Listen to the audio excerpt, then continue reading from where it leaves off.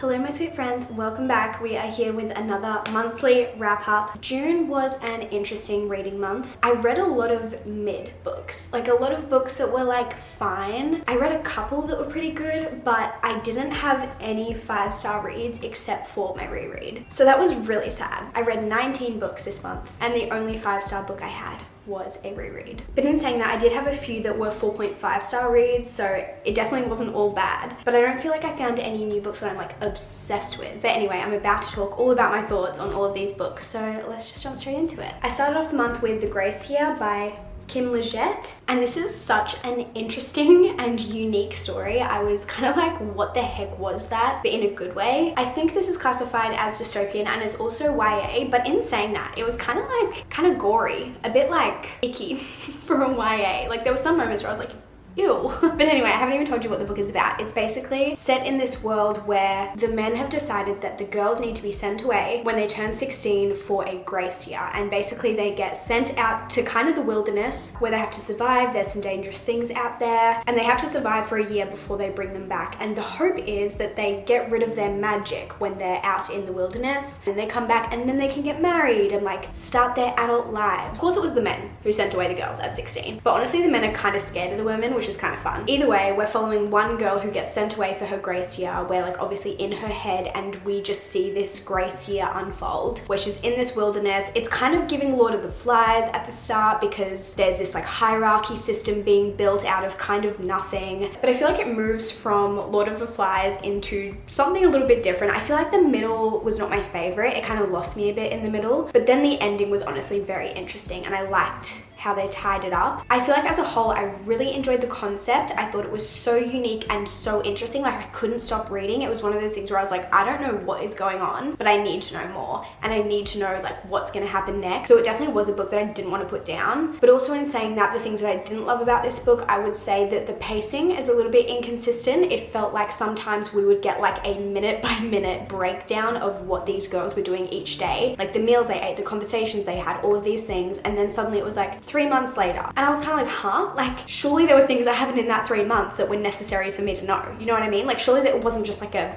nothing 3 months. And there were some relationships that I didn't feel like were very fleshed out in this, but they were also kind of necessary to the plot. For me, they didn't have the effect that I think they were hoping to have. So overall, it wasn't like a perfect book, but I do still think it's worth a read. I think I'd give it like 4 stars. It was very interesting, very entertaining, very weird, but definitely kept my interest throughout. So I'd recommend if you want something a little weird, a little different, a dystopian standalone, YA, easy to read. Yeah, I'd recommend. Next up, I read My Dark Vanessa. This has been on my TBR for the longest time and I don't really know what like sparked me to pick this up, but I did. And all I knew going into this book was that it's about a girl who was groomed and had a relationship with her teacher when she was in high school. And this book kind of follows not only her in high school, but kind of the next like 20 or so years of her life. I would say, I think she's in her 30s in parts of this book. And honestly, it was a really interesting book. And whilst I'm happy that I read it because it was very insightful, I wouldn't say it's necessarily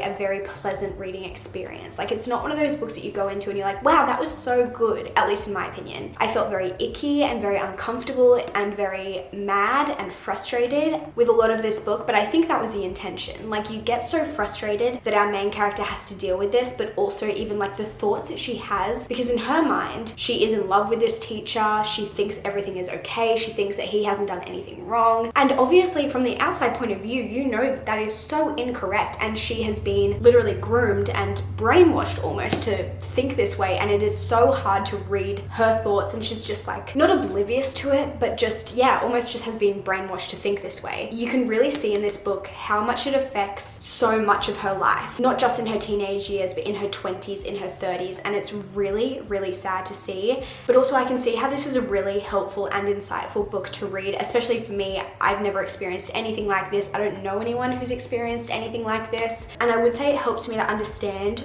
why some people who have been through a situation like this feel the way they do. And I think that's what the point of this book is. So would I recommend this? I don't know. I would say it's a very difficult read and it's not something that I'm just going to go recommending to everyone. I actually haven't even rated this book because giving a rating to this just felt wrong to me personally. I just like didn't really know what to rate it. So I'm just leaving that out of it. I'm glad I read it. I feel like I learned a lot from this book, but it definitely wasn't like a fun or enjoyable read. The next book I picked up was Love Theoretically by Ali Hazelwood, and this was so much fun. I rated this 4 stars. It is a very classic Ali Hazelwood book, but I mean that in a good way. I personally really enjoy all of the books I've read from Ali Hazelwood. Do they have a lot of similarities? Yes. But do I eat it up every time? Yes, I do. I feel like explaining this book is kind of confusing because it's like you've got a main character and she works for this business, she has this client, and then the love interest is that client's older brother. But it's like a enemies to lovers in the sense of they both have these preconceived ideas of each other without getting to know each other, and then obviously throughout the book they do get to know each other, but they're also on opposing academic sides. One of them is a theorist and one of them is an experimentalist, and there's a really interesting like physicist political plot going on in this book, which I actually really enjoyed. I thought it was fascinating, and I had no idea like what they were actually talking about. So even though I had no prior knowledge to this situation and this political academic intrigue, I still found it really interesting and fairly easy to understand for the most part. I like understood everything I needed to understand. Obviously I don't understand everything they're talking about, but I still found it really interesting and intriguing. I also really liked the guy in this. He was just really sweet and he was such a simp, and I loved it. I ate it up. Even if she continues writing the same book another 5 times, I will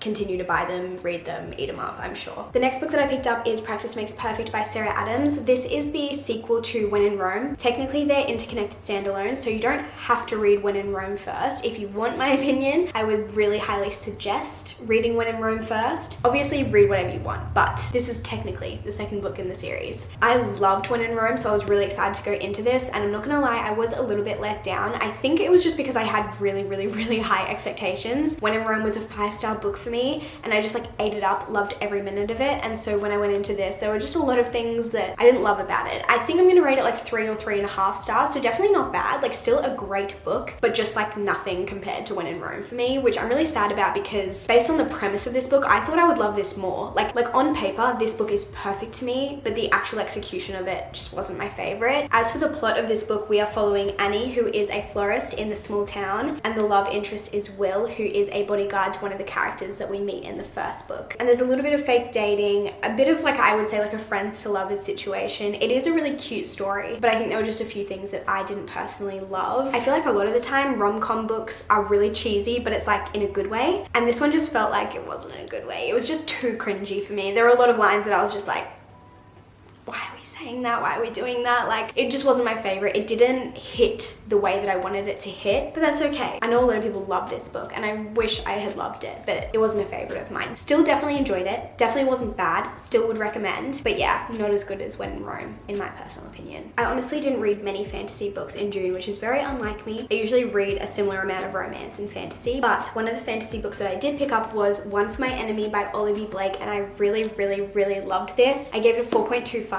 It is like a modern urban fantasy. It is set in New York City at current times, but obviously with a bit of a fantasy twist. And this is also a Romeo and Juliet retelling. I feel like Olivia Blake did an amazing job at using that Romeo and Juliet storyline, but like really making it into her own. The writing in this book was stunning. I feel like Olivia Blake as an author, beautiful writing, amazing concepts. Like, I don't know how her brain works this way. I would love to understand. But yeah, I feel like some of the lines out of this book, I was like, this feels like poetry. The plot of this book centers around 2 opposing families, as you may guess from Romeo and Juliet retelling. There is so much history between the 2 opposing families. Both families are also witches, so that's where like the whole fantasy element comes into it. One thing that I really loved about this book is that at the front it has this page where it says the characters, and then it has every character listed and like who they are in relation to the other characters. So we have the Fedorovs, then we have the dad, and then the 3 brothers, and then we have the Antonovas, and then the mum's name, and then all of the sisters listed. And so as you're reading, you can like flick back to that page if you forget who someone is, because obviously there are a lot of characters. You have the 3 boys and their dad, and then you have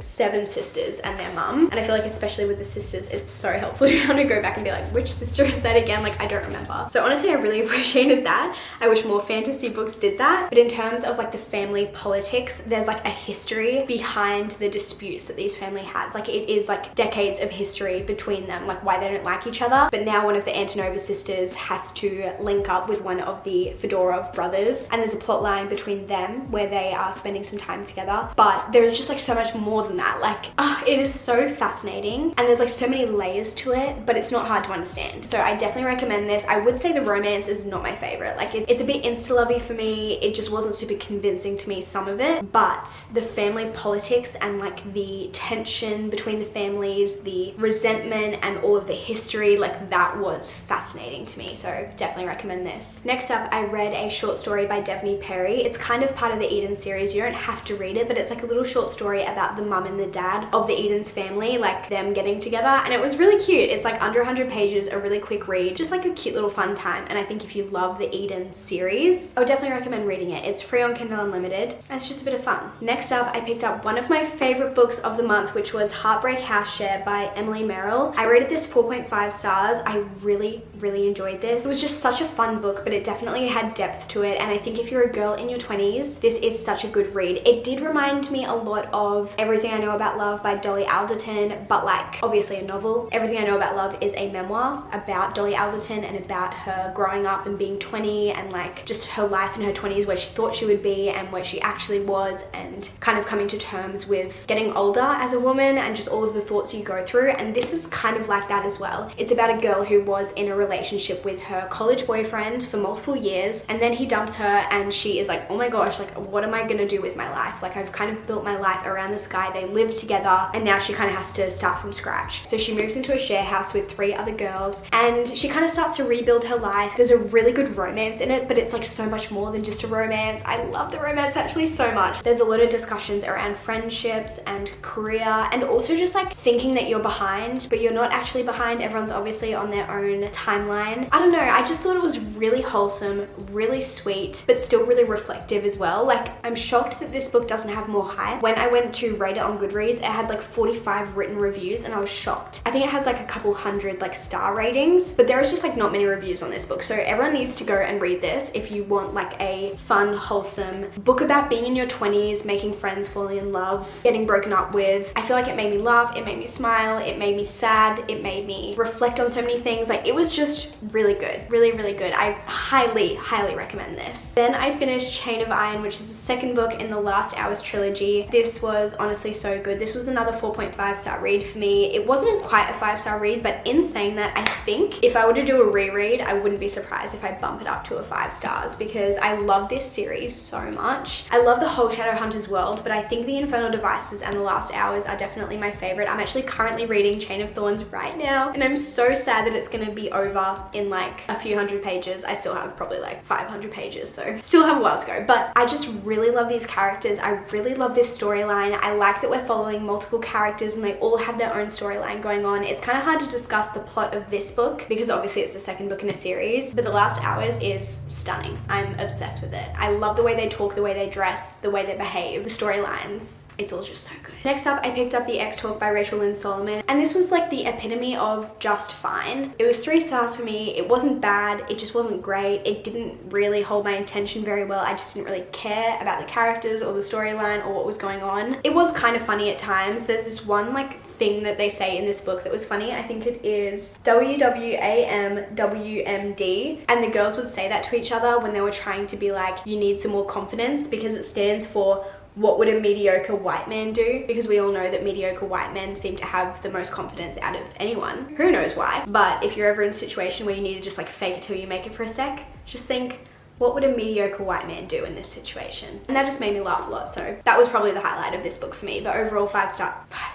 3 stars. I also picked up Not Meeting Mr. Right, and I felt very similarly about this one as I did about the X-Talk. It was just fine. It didn't blow me away. I wasn't obsessed with it, but I didn't think it was necessarily bad. I will say one of my favorite things about this book is that it is written by an Australian author and also a First Nations author, which I really enjoyed. It felt so Australian to me, and I loved that. It's really nice being able to read writing that feels Australian because it just feels homey. It feels familiar. The way they talk, the things that they do, the places that they go. It all just felt very homey and familiar to me, so I loved that. And I definitely feel like I need to pick up more books from Australian authors. But as for the actual storyline, I was just like, It's basically about a woman who has like 2 years until she turns 30, and she's like, I want to find a man, I want to get married, have a family before I turn 30. And so she's on this hunt for a husband. And it just felt very repetitive because it was kind of like, oh, I went on a date with this guy and he was too career focused. He wasn't career focused enough. He didn't care enough about his family. He cared too much about money. Like he was too this or too that, or not enough this or not enough that. And then of course at the end she finds her perfect man, and it was like, oh my gosh, like wow. But overall I was just like,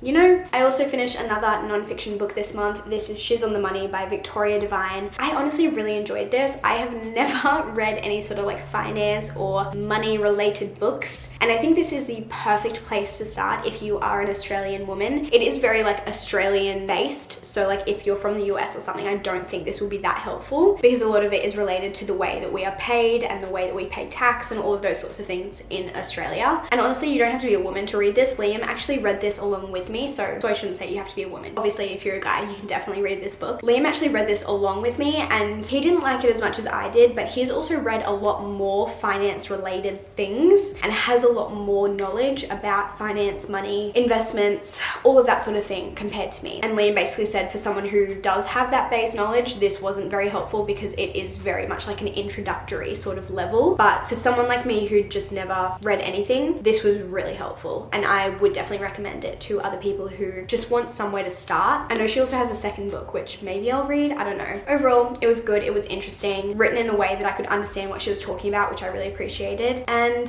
yeah, definitely learned a bit from this. Then I picked up Crimson River by Devney Perry, which is the 5th book in the Eden series. So we followed Lila, who owns a little coffee shop in the small town, which is just like so cute. But the book starts off with something kind of bad happening to Lila, basically a crime that involved Lila, and basically she wants to find the person that did this thing to her. And then this guy shows up in town who is basically trying to investigate this situation. And so they kind of band together so that she can help him, give him all the information that she has about the situation. And obviously because of that, they spend a bit of time together and things go from there. It's definitely like a romance suspense situation. And I'm not gonna lie, I went into it like not knowing that. And when the like bad thing happened at the start of the book, I was kind of like, whoa, like what's going on here? I didn't realize that this was gonna happen. But yeah, it's a bit more of like a romance suspense, which was definitely very interesting. Like the plot itself was really interesting, and I really enjoy it when Devney Perry does like a really good plot alongside the romance, because her romances as a whole aren't like the best thing I've ever read in my life, but they're just fun, they're easy to read, they feel familiar and homey. But when she adds that little level of mystery or suspense or something along the side, like I really enjoy that. So what would I give this? Maybe like 4 stars? Probably 4 stars, but is it more of like a 3-star book that I'm giving 4 stars to because I love the series so much? Probably. Also, we have a DNF. I tried to read Compulsion by Kate Scott, but I just could not get into it. I think I read about a quarter of it, which is like not a lot, but I just like didn't care about the storyline or the characters. I didn't really know what was going on because I wasn't really paying enough attention because I didn't care. So I decided to DNF this. It was on my TBR for June and I did attempt it, but I just don't think this is the book for me. Honestly, at this point in the month, I was like, I have not had a 5-star and I'm very sad about it. And so I was like, you know what? Just to make me feel something, I'm gonna pick up Archer's Voice. So I picked up Archer's Voice. I read it in a day, rated it 5 stars once again, rated it 5 stars the first time, 5 stars the second time. I read this back in 2021 and it quickly became one of my favorite books. I'm not gonna lie, I was kind of scared to pick it up because I was like, what if I don't love it as much the second time round? But I did. I really did. If you haven't read Archer's Voice, please go read it. I feel like I've convinced almost all my friends to read this by this point, and literally 95% of them have loved it. So please pick this book up. It is so beautiful, such a beautiful story. Next up, I read Legends and Lattes. I borrowed this from my library as an ebook, and this was good. It wasn't as good as I was hoping it would be. A few months ago, I read Emily Wilde's Encyclopedia of Fairies, which is a cozy fantasy, and I ate it up. I loved it so much, and that was my first cozy fantasy. And so I said to you guys, I'm like, if you guys know any other cozy fantasy recommendations, like please let me know, because I loved Emily Wilde. And pretty much everyone just was like, Legends and Lattes, and I was like, okay, I'll read Legends and Lattes. So I read it, and I did honestly really enjoy enjoy it. Like, it was good. It just like didn't stand out to me the same way that Emily Wilde did. I didn't like care as much about it as I did for Emily Wilde. What did I rate it? 3.75, almost 4 stars. I just feel like it's one of those books where I read it, I enjoyed it, but I put it down and I haven't thought about it since. If you don't know, it's basically about a creature in this fantasy world starting their own coffee shop and falling in love along the way. And that's kind of it. But it's really cute. I just feel like I wasn't obsessed with it, but I did enjoy it. Then I read a bunch of books on my Kindle. So first up, I read Reckless by Elsie Silver, which is the 4th book in the Chestnut Spring series. This one centers around Theo and Winter, and I really enjoyed this. I think I'd give it like 4, maybe 4.25, maybe 4.25. I think I liked it like the same amount as I liked Flawless. Powerless is still definitely like by far my favorite, and Heartless is still by far my least favorite. But yeah, I really enjoyed Reckless. I feel like Theo was just so fun, and I think that Theo and Winter were just like perfect together. If you haven't read the series, Winter is very grumpy, very hard on herself, has a lot of insecurities, and then Theo is very like happy-go-lucky, very confident, just like a very flirty, big personality, and they just worked so well together. And although I don't typically love the trope that this book centers around, which I won't say because some people say it's a spoiler, so like I don't really want to mention it. You can do your own research if you really want to. Although I don't typically love that trope, this book did it well. And if all books did it the way that this book did it, I wouldn't hate that trope. It was so well done. And then after that, I was still in my cowboy romance mood, so I decided to pick up Done and Dusted by Lila Sage, I think it is. And this was so much fun. I really liked this. I kind of went into this thinking it would be like just fine, and I was pleasantly surprised. Done and Dusted is free on Kindle Unlimited. It's under 300 pages, so I think that's like where my hesitation was. I was like, oh, it's probably not going to be as good as Chestnut Springs, and it's also like kind of short, so I'm probably not going to be obsessed with it. But honestly, it was so much fun, and it didn't feel too short at all to me. I think I'd also give it like 3.75, maybe 4 stars. Probably 4 stars. It's about a girl who used to be a barrel rider, some sort of horse riding lady. I don't know anything about horse related things, so don't come for me. Either way, she was an athlete, had an accident, got really spooked by it, and is like too scared to get back on the horse. And so she goes back to live at home. She lives on this ranch, and while she's there, she reunites with her brother's best friend, and they never really had anything previous to this, but he kind of sees her and he's like, whoa, like she's really grown up, and she sees him and she's like, whoa, he's so much better looking than I remembered him. And this man, I really liked him. I really liked him. Cowboy Luke Brooks. He teaches kids to ride horses. Yeah, I would recommend it. I would. And then also on my Kindle, I read The Perfect Son by Frida McFadden. This is my 4th Frida McFadden. The Perfect Son is basically about a family, and the mum has this like perfect son. He's super polite, he's super lovely, but he has this just like dark streak in him, and he has done some things in the past growing up where the mum is just like very worried about like what he could do, like his potential almost. So she kind of keeps a close eye on him, and then there's something that happens in the town and everyone's like, who has done this thing? And the mum is like, is it my son? And so there's this investigation, you're trying to figure it out. It's honestly really interesting, and it's also very short. I think it's like under 250 pages.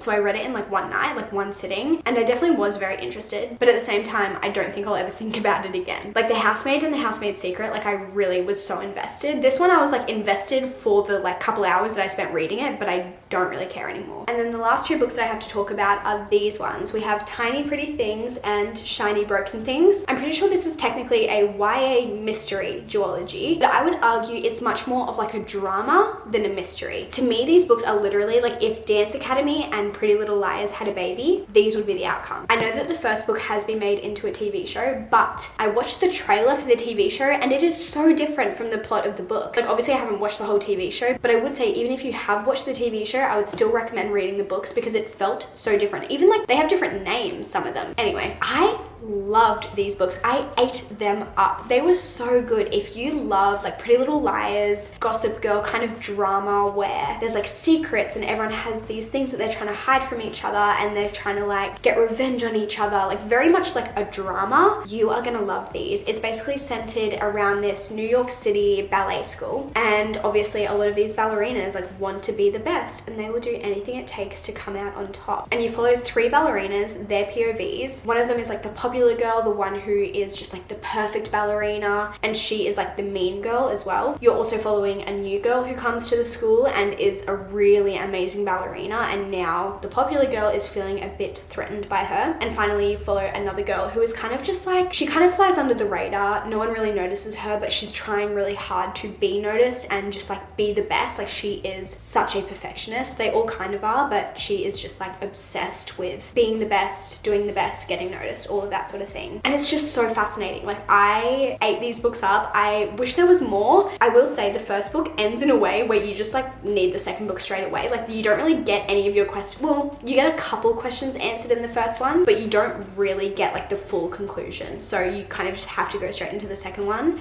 And I read this one specifically so quickly. I don't even know how to rate these. I think maybe like 4.25, 4.5, but I'm also like, did I rate this one 4.5? Because by this point I was just like really invested in the characters and I really liked them, so I wanted to know. I will say a lot of the characters are actually very unlikable. Like they're all kind of bad people, but I'm invested in the way that I just like want to know what's going to happen, and I'm also just like intrigued. There also is romance in this and there is mystery in this, but I would say overall to me it just felt like a drama. I'm also so shocked because these don't have great ratings on Goodreads. Like I think they're both like 3 point something on Goodreads, which I'm shocked by because they were so good to me. I was just so interested the whole time. Anyway, YA mystery, drama, bit of romance, ballerinas, perfectionist, revenge. If that sounds interesting to you, please read these books. This is the first book. But those are all the books that I have to talk about from June. I hope you guys enjoyed watching this. Let me know what your favorite book from June was. I would love to hear if you had any 5 stars, if you have any recommendations for me. I feel like I'm always looking for new recs, but I love you guys so much. I hope you have a great day or night whenever you're watching this, and I will see you in my next video very soon. Goodbye.